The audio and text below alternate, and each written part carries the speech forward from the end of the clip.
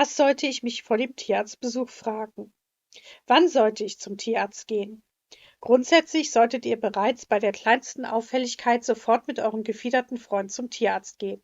Normalerweise ist die Behandlung der kleinen Vögel auch nicht so teuer wie die Behandlung von Hund und Katze, die schnell mehrere hundert Euro kosten können. Wenn keine große Untersuchung wie Röntgen ansteht, bleibe ich meistens unter 50 Euro für einen Tierarztbesuch. Lieber einmal zu viel als einmal zu spät, das ist mein Grundsatz. Wie bringe ich meinen kranken Vogel zum Tierarzt?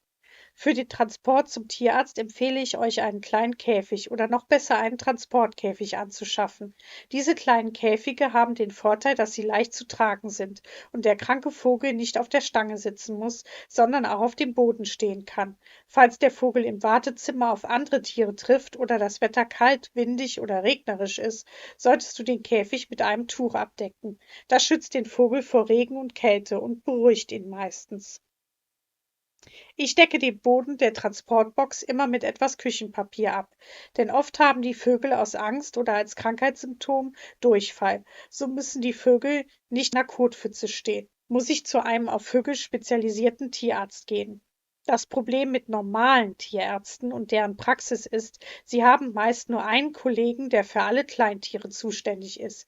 Das bedeutet, dass er sich nicht nur um Ziervögel, sondern auch um Kaninchen, Hamster, Meerschweinchen und andere Kleintiere kümmert. Ihr könnt euch vorstellen, wie unterschiedlich die Anatomie und Behandlung von einem Kaninchen und kleinen Vögeln ist. Daher solltet ihr versuchen, in der Nähe eures Heimatortes eine Vogelklinik oder zumindest einen vogelkundigen Tierarzt zu finden.